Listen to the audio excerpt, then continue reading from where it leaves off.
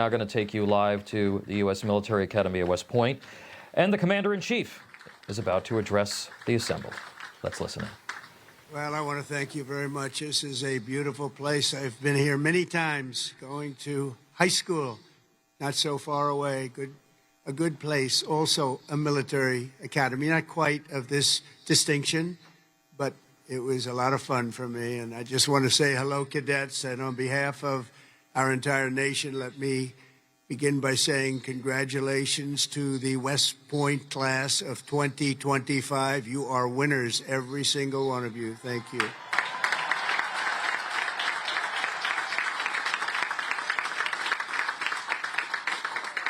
And now we want you to relax, and I'm supposed to say at ease, but you're already at ease. You're at ease because you made a great choice in what you're doing. Your choices in life has been really amazing. So this is a celebration, and let's have a little fun. I want to thank your highly respected Superintendent, General Stephen Gilland, and he is really something. I got to know him backstage with his beautiful family, and his reputation, his wife is just incredible. His reputation is unbelievable, and thank you very much. And your daughter is a winner also, just like everybody out there, a real winner. Thank you. Thank you.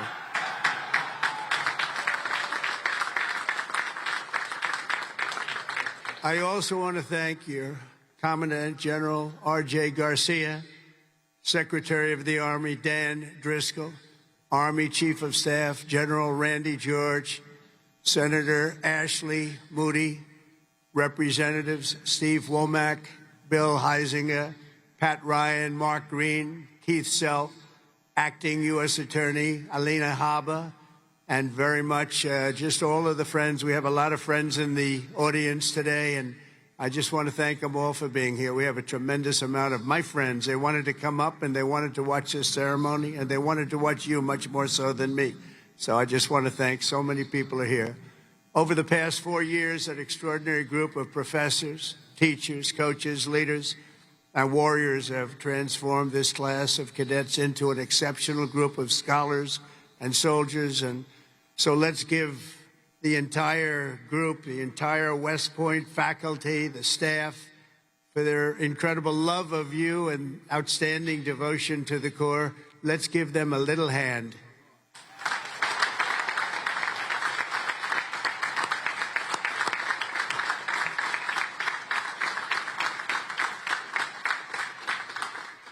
And importantly, we can't forget all of those people beaming with pride. Look at them in the audience. So they're so proud. They're in the stands. So thank your parents, your grandparents, and family members who made this all possible for you. Thank you.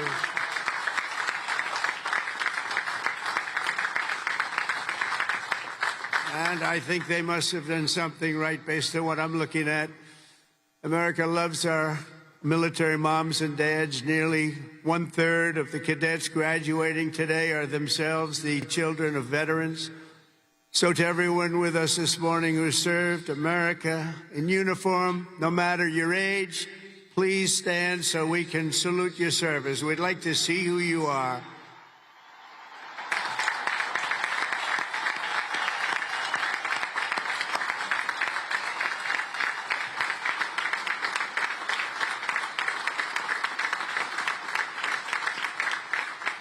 Congratulations. Great job. Every cadet on the field before me should savor this morning, because this is a day that you will never, ever forget.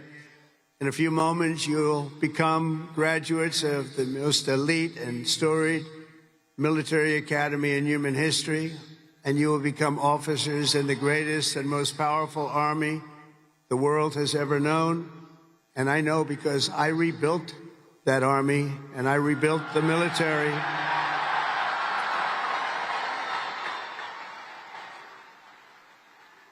And we rebuilt it like nobody has ever rebuilt it before in my first term.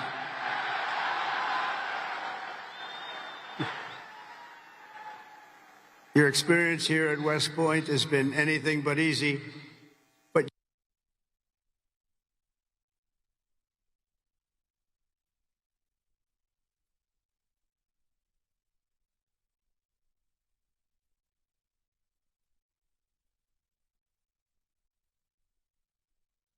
and the world that you are among the smartest, toughest, strongest, most lethal warriors ever to walk on this planet.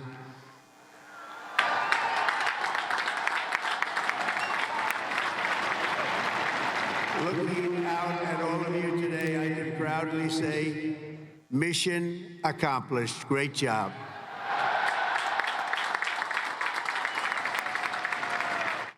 You have to forget that, because now you have another. It's a sad thing, isn't it? You know, can't rest on your laurels no matter what.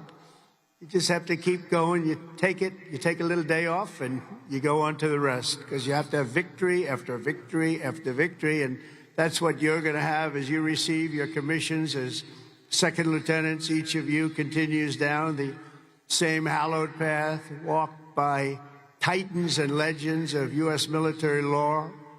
Giants like Ulysses S. Grant, John Blackjack Pershing, Dwight David Eisenhower, the one and only Douglas MacArthur, old blood and guts George Patton, and Norman Schwarzkopf. All great. So many more.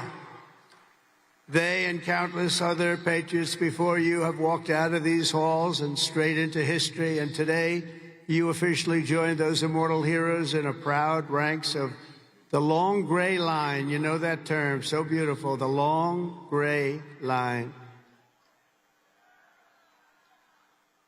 Among the 1,000 cadets graduating today, 26 of you wear the prestigious star wreath, signifying the highest level of academic achievement.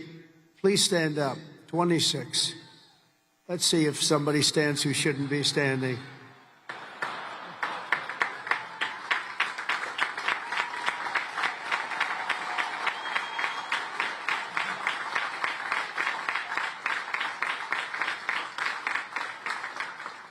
Congratulations. That's a big honor.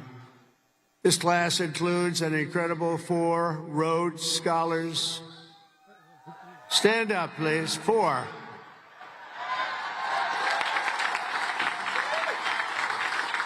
Wow. That's tied for the most of any West Point class since 1959. That's great. 4. Congratulations. Boy, oh boy, oh boy. I want to bring them right to the Oval Office. I don't want to have them go too far away from me. 8 cadets here today took on the challenge of designing their own hypersonic rocket. Oh, we can use you. We're building them right now. You know, we had ours stolen. We are the designer of it. We had it stolen during the Obama administration. They stole it. You know who stole it? The Russians stole it. Something bad happened. But we're the designer of it, and we're now building them, and lots of them. And earlier this year, they launched it into space, setting a world record for amateur rocketry. Can't get you in there fast enough. This class excelled not only mentally, but also physically. Last January, when more than 1,000 cadets volunteered for an 18.5-mile march on a freezing winter night, Cadet Chris Verdugo completed the task in 2 hours and 30 minutes flat, smashing the international record for the competition by 13 minutes. Where is he? Where is he? Come up here. Come up here, Chris. Get up here, Chris. Wow. Come here. That's by 13 minutes. Come here, Chris. I want to see this guy.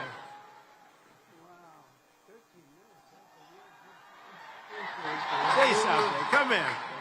Come here.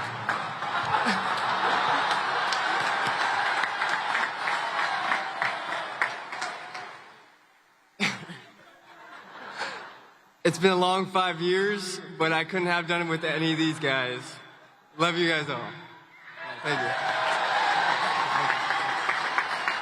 Wow.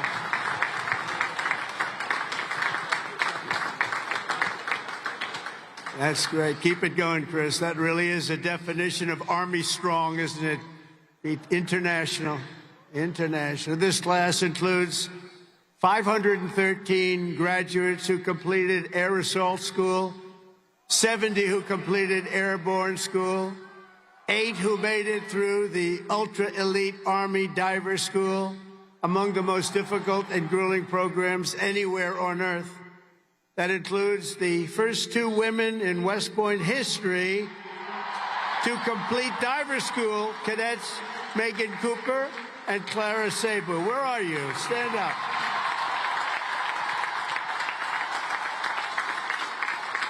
Where are they? Wow, great job. That is not easy.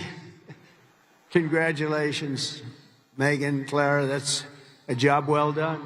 Fantastic. Thank you very much. Some of you achieved a different kind of distinction here at the Academy, including 7 century men who completed 100 hours of marching for disciplinary, infractions. No, don't tell me I'm doing this. Oh, I'm so sorry. Would you like to stand up? I don't know.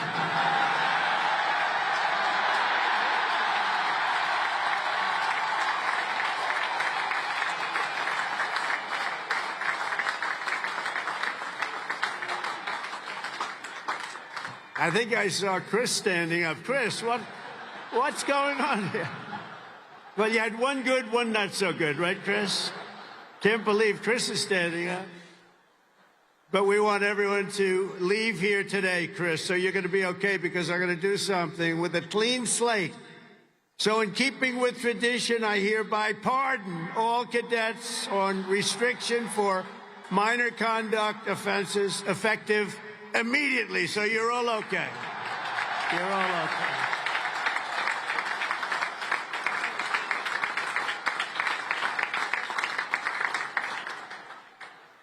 The class of 2025 has a lot to be proud of, including your first-rate athletes and athletics. You are something. I've been watching, too. I love the sports stuff. What you've done is pretty amazing. Last year, for the first time ever, Army lacrosse became the #1 ranked men's lacrosse team in the entire country.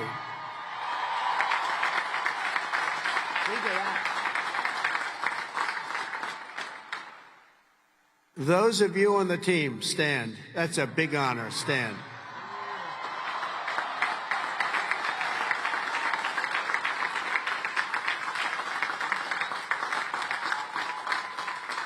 Great. That's a tough sport, too. That's #1 in the country. Your sophomore year, Army football beat Navy 2017. And the next year, you did it again, beating Navy 17-11 and dominating Air Force 23-3.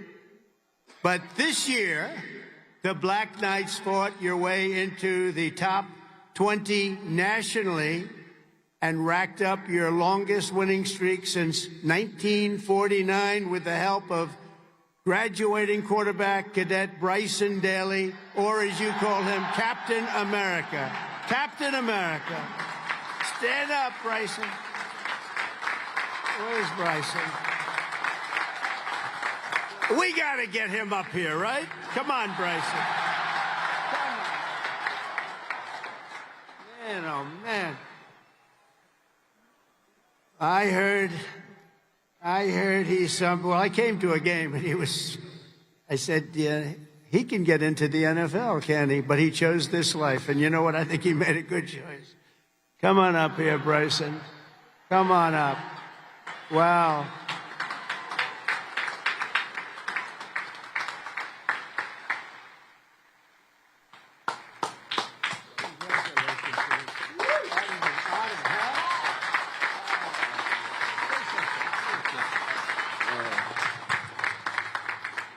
Go Army football. Shout out the Hogs, H4. Can't wait to graduate. Love you guys.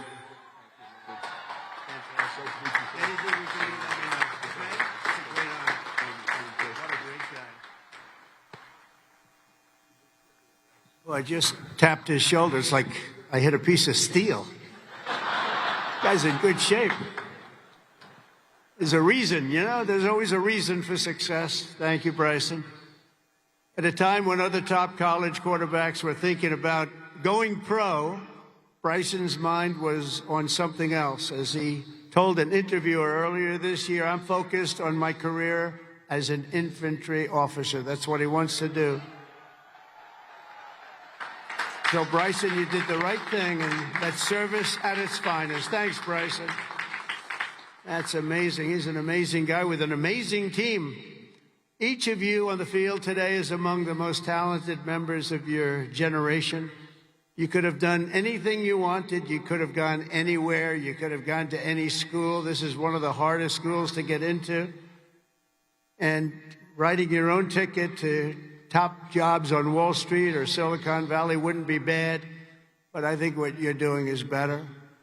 Instead of sports teams and spreadsheets and software, you chose a life of service, very important service, instead of stock options. And I do that stuff. It's sort of boring. Honestly, compared to what you're doing, it's real boring. You chose honor and you chose sacrifice. And instead of business suits and dress shoes, you chose muddy boots and fatigues, keeping yourself in shape. Because West Point cadets don't just have the brightest minds, you also have the bravest hearts and the noblest souls. You're amazing people. I could not be more proud to serve you as your commander-in-chief, and our country is doing well. We've turned it around very quickly. We've turned it around.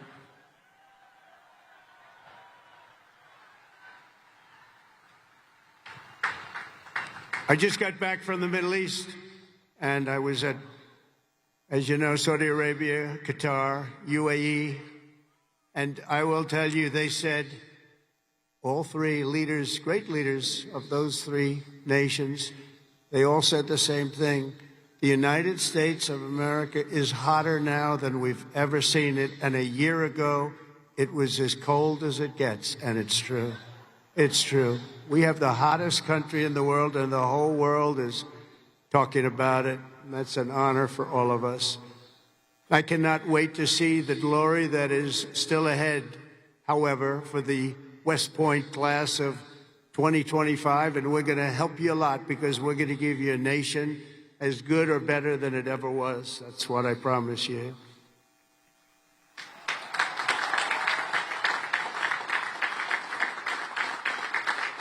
All the victories that you've had together on these grounds will soon pale in comparison to the momentous deeds that you'll perform on the mission you're accepting today. And as a future leader of America's Army, and we have that Army geared up, we have ordered, you know, we just went $1 trillion military budget, General. Do you know that? $1 trillion. Some people say, could you cut it back? I said, I'm not cutting 10 cents. There's another thing we can cut. We can cut plenty of others. Right, Dan? We can cut plenty of other things. And you have a good man in Dan, too, General. I think you're going to find that. It's a very different warfare out there today. Now they've introduced a thing called drone. A drone is a little bit different. It makes you have to go back and learn a whole new form of warfare, and you're going to do it better than anybody else. There won't be anybody close. Generation after generation, the men and women of the Army have done whatever it takes to defend our flag, pouring out their blood onto the fields of battle all over the world. And all over the world, you're respected like nobody is respected. Our soldiers have sprinted through storms of bullets, clouds of shrapnel, slogged through miles of dirt and oceans of sand, scaled towering cliffs of jagged rock. And time again, the American soldier has charged into the fires of hell and sent the devil racing in full retreat.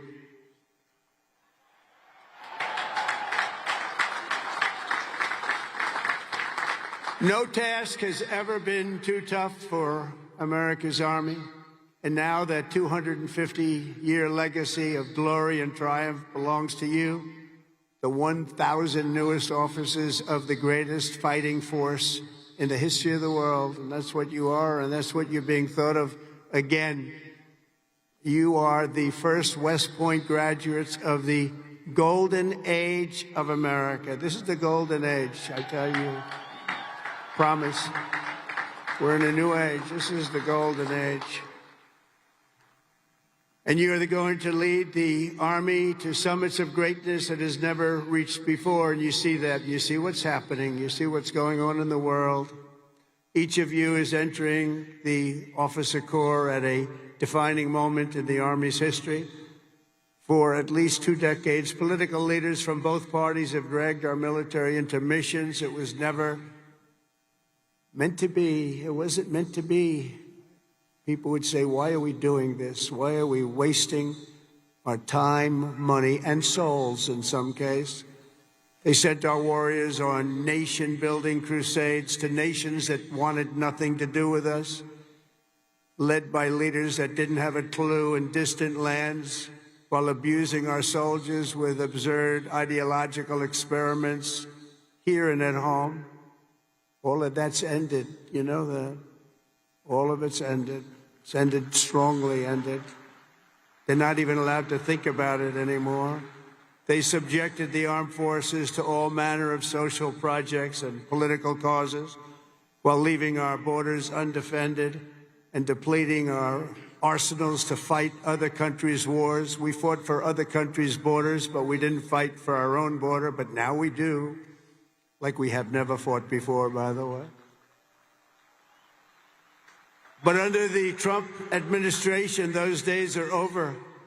We're getting rid of the distractions, and we're focusing our military on its core mission, crushing America's adversaries, killing America's enemies, and defending our great American flag like it has never been defended before.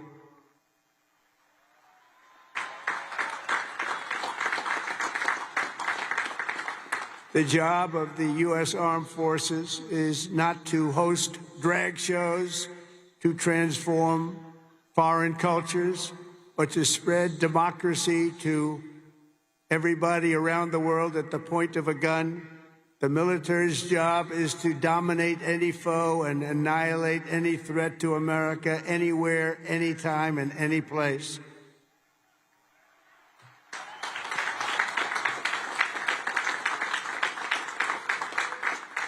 A big part of that job is to be respected again, and you are, as of right now, respected more than any army anywhere in the world, and that's happening, and I can tell you, you are respected like nobody can believe.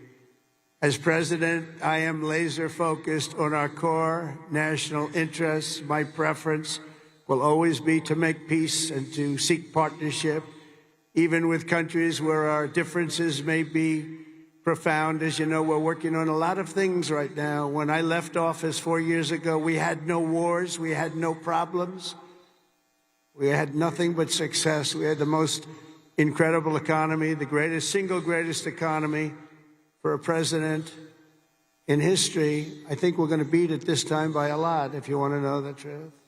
But we had something going on very special. But if the United States or its allies are ever threatened or attacked, the Army will obliterate our opponents with overwhelming strength and devastating force. That's why my administration has begun a colossal buildup of the United States Armed Forces, a buildup like we've never had before. Peace through strength. You know the term. I've used it a lot.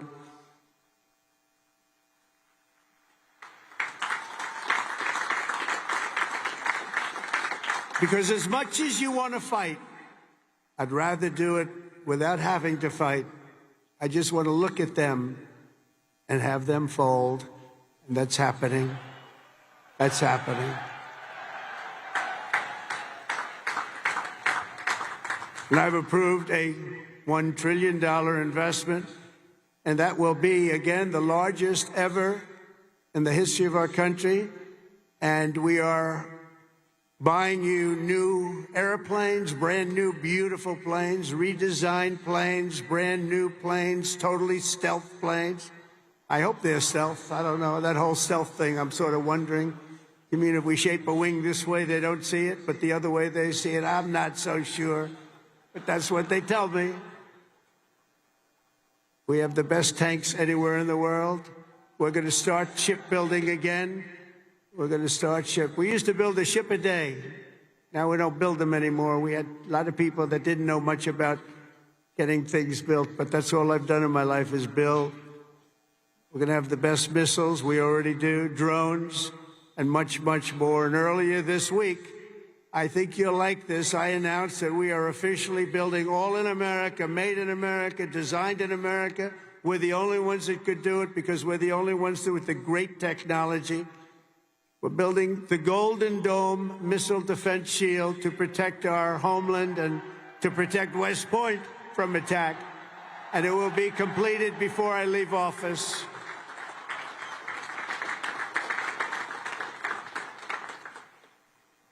And, you know, you wouldn't think this, but our enemies are very unhappy about it. You've been hearing, you've been reading. Why are they doing that? Why? Well, we're doing it because we want to be around for a long time. That's why we're doing it. We're also restoring the fundamental principle that a central purpose of our military is to protect our own borders from invasion. Our country was invaded for the last 4 years. And they've allowed people to come into our country that shouldn't be here. Criminals walk in, no vetting, no check-in, no nothing. Where are they coming from? And they were taking people out of prisons. They were taking gang members. They were taking the mentally insane and allowing them to come in, and we're getting them out of our country. We have no choice. We're getting them out and bringing them back where they came from. Have no choice. And it's not easy. It's not easy. But hopefully the courts will allow us to continue. You know, we had the greatest election victory. This was November 5th. We won the popular vote by millions of votes. We won all 7 swing states. We won everything. We won 2,750 districts against 505, 2,750 against 505. We had a great mandate, and it gives us the right to do what we want to do to make our country great again, and that's what we're going to do. And on day one, I deployed our military to the southern border, and since that day, we've reduced the number of illegal border crossings where there used to be hundreds of thousands of people coming into our country a day. We had nobody come in the last week and a half. We were at 99.999%. 99.999. Think of that. That was with the help of our military. We had one person come in. One. You know why? He got very sick. We brought him through to have him brought to a hospital. One person.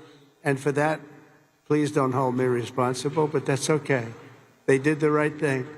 Gone are the days where defending every nation but our own was the primary thought. We are putting America first. We have to put America first. We have to rebuild and defend our nation. And very shortly, you're going to see a nation better than it's ever been. And you see that with the trade. For years, we've been ripped off by every nation in the world on trade. We've been ripped off at the NATO level. We've been ripped off like no country has ever been ripped off, but they don't rip us off anymore. They're not going to rip us off anymore. And you're seeing it. You have to watch what we're doing on trade. I know it's not your primary thing, but it's quite important in all fairness. But watch. You'll see what's going on. You've been reading about it over the last few days. We're making deals with other nations that were nobody thought it would be even possible. And the reason is very simple. They respect us again. They're respecting our country again. That's what you want. And everything we do, we are bringing common sense back to America. It's all about common sense. We can say we're liberal, we're conservative. The new word is progressive. They don't like using the word liberal anymore. That's why I call them liberal. But whatever you are, you know, most importantly, you have to have common sense, because most of it's about common sense when you get right down to it. And we have a lot of people with a lot of very smart people, but they have to have common sense. And we've liberated our troops from divisive and demeaning political trainings. There will be no more critical race theory or transgender for everybody forced onto our brave men and women in uniform or on anybody else for that matter in this country. And we will not have men playing in women's sports, if that's okay.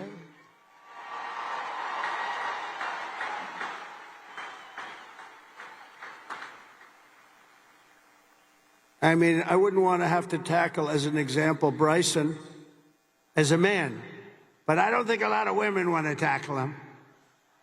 I don't think so. How crazy is it? Men playing in women's sports, how crazy is it? So ridiculous, so demeaning to women. And it's over. That's over. We've ended it. And promotions and appointments will not be based on politics or identity. They'll be based on merit. We won that case in the Supreme Court of the United States. We're allowed to go back to a system of merit. We're a merit-based country again. Today, morale in the armed forces is soaring to the highest levels in many decades after years of recruiting shortfalls. We had years and years of recruiting shortfalls, and just last year was the worst of all, the last year of the Biden administration. We couldn't get anybody to join our military. We couldn't get anybody to join our police or firefighters. We couldn't get anybody to join anything. We just set a brand new peacetime recruiting record. The most people joined, and we are brimming. In fact, be careful. There's somebody going to try and take your job. Be careful. You better be good. We are brimming with confidence, and we're brimming with people. We had the best recruiting month that we've had in memory. Nobody remembers anything like it. And that's all because they have spirit now. They have spirit. They have a spirit for our country. And now everybody wants to be doing what you're doing. Think of that.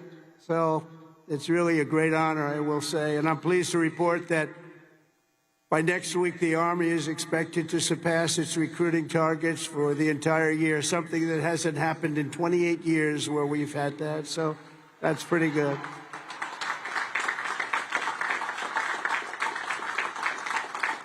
And it's nice to know that you're doing something that everybody wants to do, isn't it? Really nice. I hated to hear that. During the campaign, I was hearing that you couldn't get people to enlist, but now we're getting people, and it's sad because we're telling so many people, I'm sorry, we can't do it. My administration is doing everything possible to forge the most powerful military ever built. But ultimately, the task of keeping America strong and safe in the years ahead is going to belong to you. Among you are the lieutenants, majors, colonels, and generals who lead the Army for the next 10, 20, 30, and even 40 years.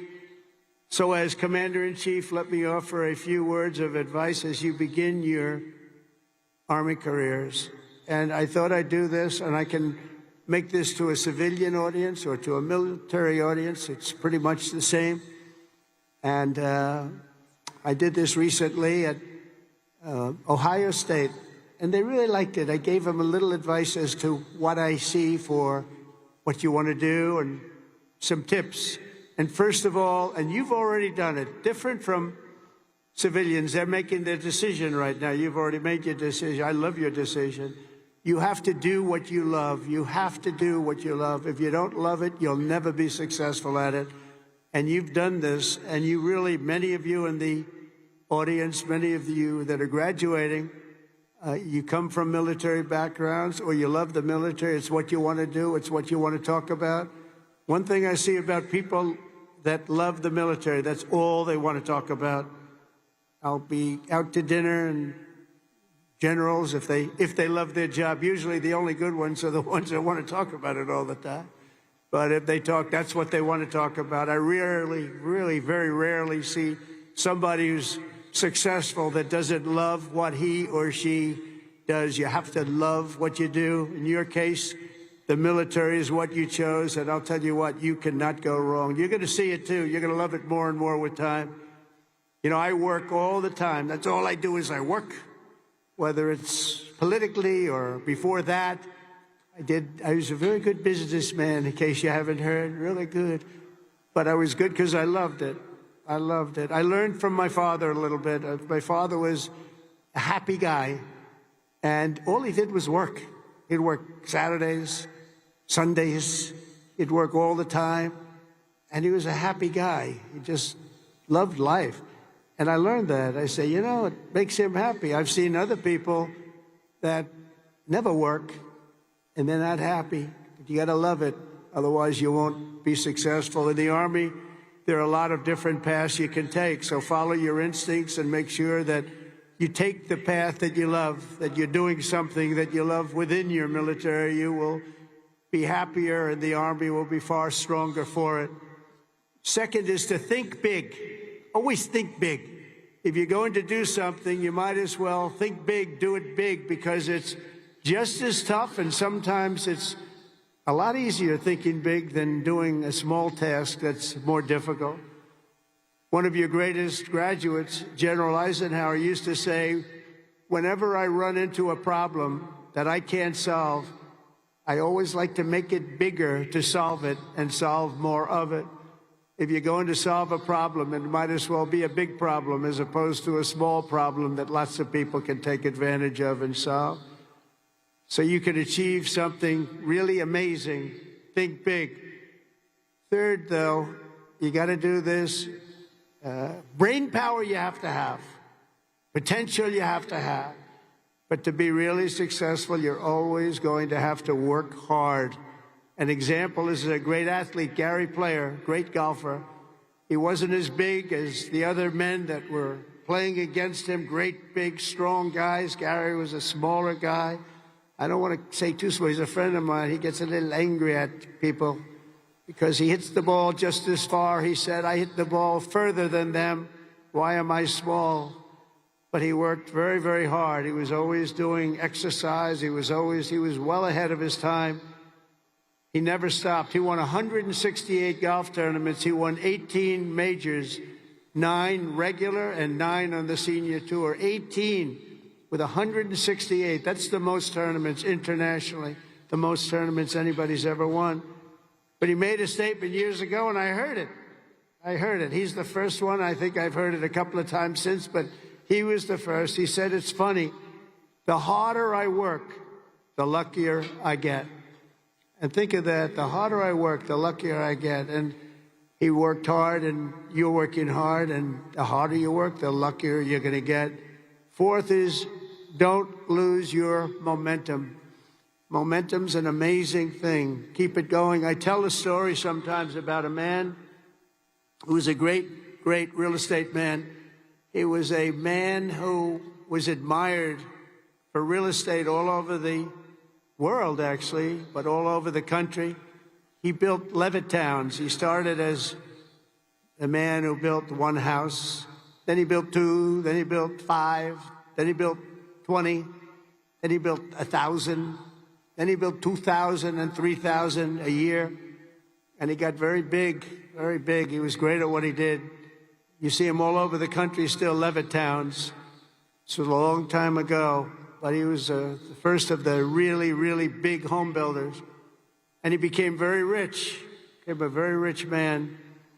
And then he decided to sell. He was offered a lot of money by a big conglomerate, Gulf and Western, big conglomerate. They didn't do real estate.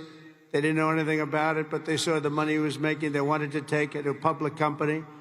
And they gave him a lot of money, tremendous amount of money, more money than he ever thought he'd get. And he sold his company, and he had nothing to do. He ended up getting a divorce, found a new wife. Could you say a trophy wife? I guess we can say a trophy wife. It didn't work out too well, but that doesn't work out too well, I must tell you. A lot of trophy wives, doesn't work out. But it made him happy for a little while at least. But he found a new wife. He sold his little boat and he got a big yacht. He had one of the biggest yachts anywhere in the world. He moved for a time to Monte Carlo and he led the good life. And time went by and he got bored. And 15 years later, the company that he sold to called him and they said, the housing business is not for us. You have to understand, when Bill Levitt was hot, when he had momentum, he'd go to the job sites every night. He'd pick up every loose nail. He'd pick up every scrap of wood. If there was a bolt or a screw laying on the ground, he'd pick it up and he'd use it the next day in putting together a house.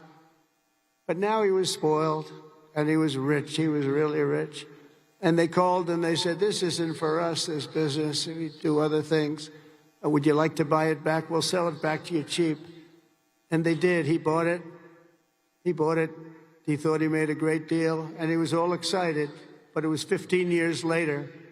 He lost a lot of momentum. Remember the word momentum. And he lost everything. It just didn't work. He lost everything. And I was sitting at a party on Fifth Avenue one night, a long time ago, and you had the biggest people in New York, the biggest people in the country, all in that party, and they were all saluting each other, how great they were. They were all telling each other, I'm greater than you. Gets to be really, gives you a headache sometimes. But they had all these people, they're telling their own stories about how fantastic, a cocktail party, and I looked over, and I was doing well. I was invited to the party, so I had to be doing well. I was very, very young, but I made a name in real estate, and I looked over, and at the party, sitting in a corner all by himself, nobody was talking to him, was Mr. Levitt. He had just gone bankrupt, lost everything. He had lost everything, his home, everything. And I went over and talked to him because he was in the real estate business, and I loved real estate. And I said, hello, Mr. Levitt, how are you? He said, hello, Donald, it's nice to meet you. He knew me from being in the business. I said, so how's it going? He goes, not well. It's really not going well, as you've probably read. It's been a very, very tough period for me, son. I said, so what happened? It's just anything you can do? He goes, no, there's not a thing I can do. He said, I'll never forget. He said, I've lost my momentum. I just didn't have it. I used to have it, but I lost my momentum. So it's a story I tell, and you have to know when you have the momentum, but sometimes you have to also know when you've lost the momentum. And leaving a field sometimes, leaving what you're doing sometimes is okay. But you got to have momentum, but you have to know if that momentum's gone. You have to know when to say it's time to get out.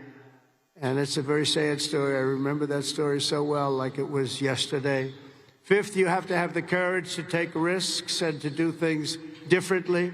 Eisenhower, again, was threatened with court-martials as a young officer for advocating a new doctrine of tank warfare. Billy Mitchell was thrown out of the Army for pioneering the use of air power. They said, what do you mean air power? Don't be ridiculous.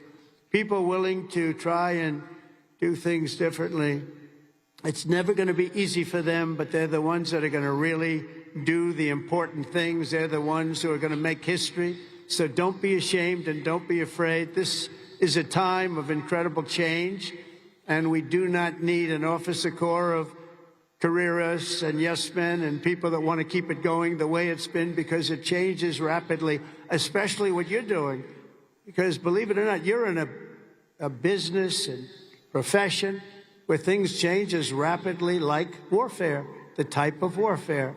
Unfortunately, we're getting to see it with Russia and Ukraine, and we're studying it, and it's a very terrible thing to study, but we're seeing the different forms of warfare. We're seeing the drones that are coming down at angles and with speed and with precision.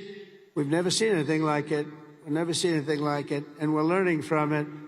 But your profession changes very rapidly. You've got to be at the top of it. You've got to be right at the head of the needle. We need patriots with guts and vision and backbone who take personal risks to ensure that America wins every single time. We want to win our battles. You know, I defeated ISIS in 3 weeks. They told me it would take 5 years. And the general that did it, you know that story, was named Raisin Cane. His name is Dan Cane, but his nickname was Raisin Cane. I said, your name is Raisin Cane. I love that. Is that a nickname? That's what they call me, sir. I love you, General. I think you're the guy I'm looking for. I want to know a guy named Raisin Kane, and he is now the head of the Joint Chiefs of Staff, and he's a highly respected man. And we defeated, think of it, ISIS. They said, how long in Washington? Sir, it will take 4 years to defeat them, maybe 5. And maybe we won't because they're all over the place. And then I met a man that said we can do it in 3 weeks, and he did it, 3 weeks. And that's why he's the head of the Joint Chiefs of Staff right now. And we did things that nobody thought were possible. We've had great military success. When you have the right leader and you have the right people, and we have the right people, you're going to have tremendous success. 6, never lose your faith in America and the American people, because they're always going to be there for you. I went through a very tough time with some very radicalized, sick people. And I say I was investigated more than the great, late Alphonse Capone. Alphonse Capone was a monster. He was a very hardened criminal. I went through more investigations than Alphonse Capone, and now I'm talking to you as president. Can you believe this? Can you believe it? So you got to fight hard. You got to never give up, and don't let bad people take you down. You got to take them down. Got a lot of bad people out there, and those people, you have to figure it out. But you also have a lot of great people. Finally, hold on to your culture and your traditions, because that's what makes something really great, and that's what's made the Army great, the culture and the tradition. Whether we're talking about a battalion, a business, a sports team, or even a nation, history has shown that in many ways, culture is destiny. So do not let anyone destroy the culture of winning. You have to win. Winning is a beautiful thing. Losing, not for us. It's not for us. Not for anybody here. If it was, you wouldn't be here. From the earliest days of our nation, this supreme tradition of American military service has been passed down from soldier to soldier and generation to generation, and it's a beautiful thing to watch. Graduating today is Cadet Ricky McMahon, Ricky's great-grandfather. Stand up wherever you are, Ricky, because you're going to like this. Ricky's great-grandfather served in World War I. His grandfather served in World War II. And his uncle, father, and mother all graduated from West Point. Where is Ricky?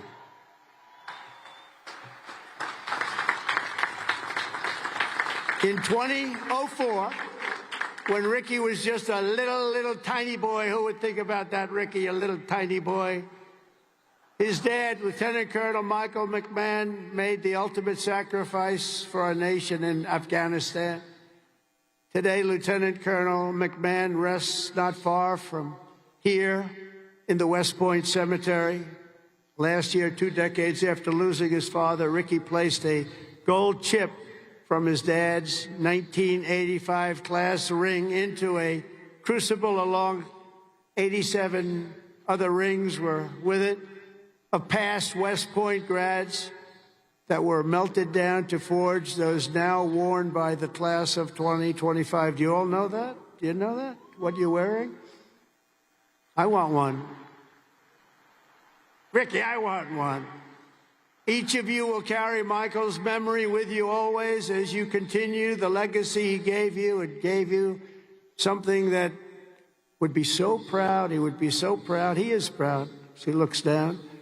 To Ricky and his mom, Jeanette, you embody what this place is all about. And I know Michael, he's up there. He's smiling broadly. So proud. He's so proud of you today. You know that. And he's a man that couldn't be, and he is a man that couldn't be more proud. And I want to just, I just love that story. And everybody's ring, they're going to remember you. They're going to remember your family. And most importantly, you're going to remember a great tradition. It's a great tradition of West Point and of winners. Thank you very much. It's great to meet you. Thank you. You can sit down. You want to come up? If you want to come up, come up. Come on up. Come on up here. That's nice. Yeah, handsome guy. They're all good looking here. I don't know what's going on. The whole crowd is beautiful. Thank you very much.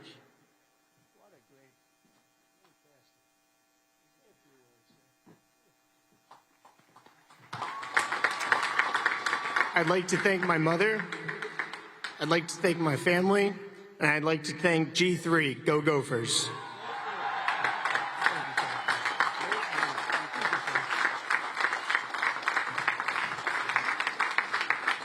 These are good-looking people, I'll tell you, General. What's going on over here? Look like all a bunch of male models. I can't stand it.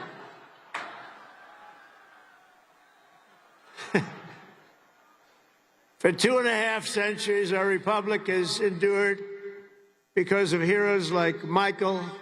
They've laid down their lives for America, and because young people like all of you have picked up the banner of service and carried forward the flag of freedom from Lexington to Yorktown, from Gettysburg to Sicily, and from Incheon to Fallujah. America has been won and saved by an unbroken chain of soldiers and patriots who ran to the sound of the guns, leapt into the maw of battle, and charged into the crucible of fire to seize the crown of victory, no matter the odds, no matter the cost, no matter the danger. All over the world, our soldiers have made sacred the ground where they shed their blood and showed their valor. From Seminary Ridge to San Juan Hill, Belleau Wood, Omaha Beach, Leyte Gulf, and Ardennes Forest, Chosin Reservoir, all over, and even a place called Pork Chop Hill. And in all of those battles and so many more, some of the best, brightest, and bravest have come from right here at the U.S. Military Academy at West Point, one of the great fabled places anywhere in the world. America's Army has never failed us, and with leaders like the West Point class of 2025, the Army will never fail. We will never let you down.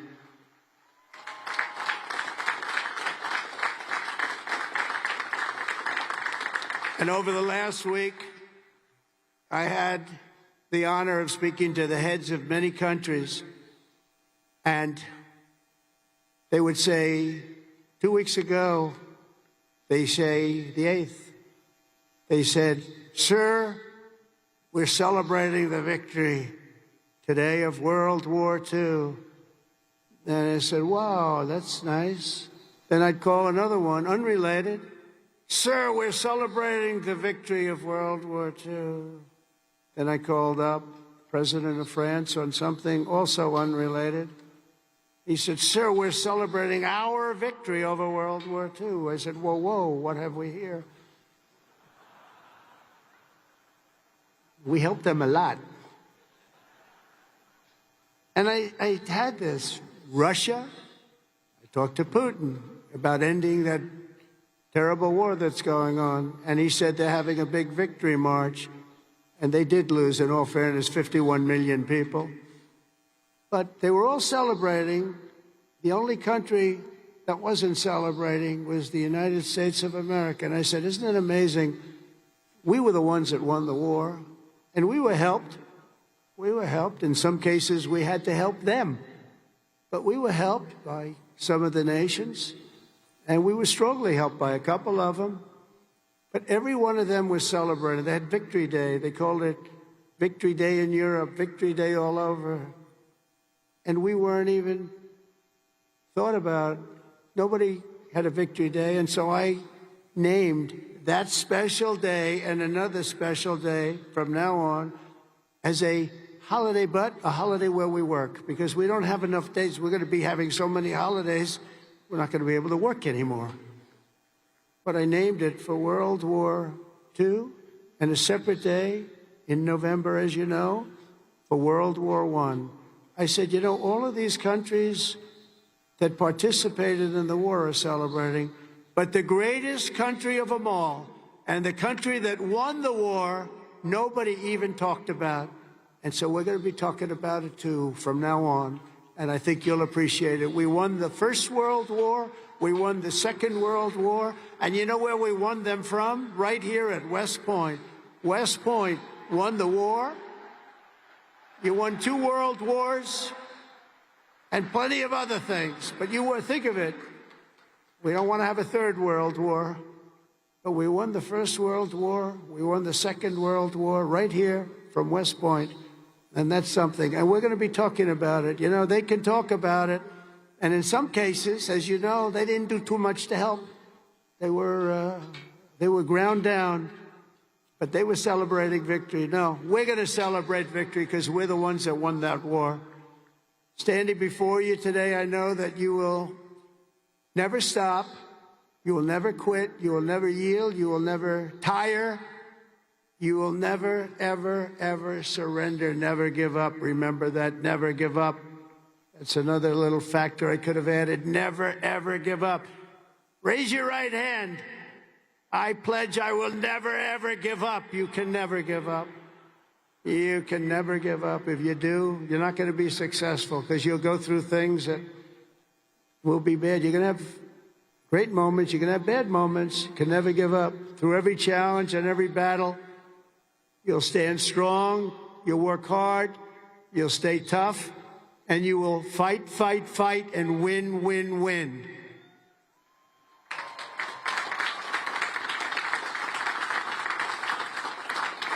So I want to just congratulate you all. I'm going back now to deal with Russia, to deal with China.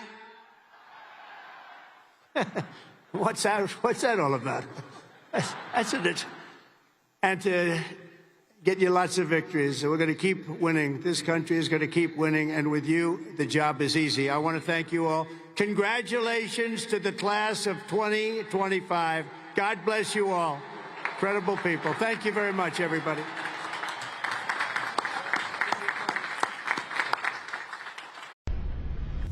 Information. Truth is freedom. Is Newsmax. It's real news for real people.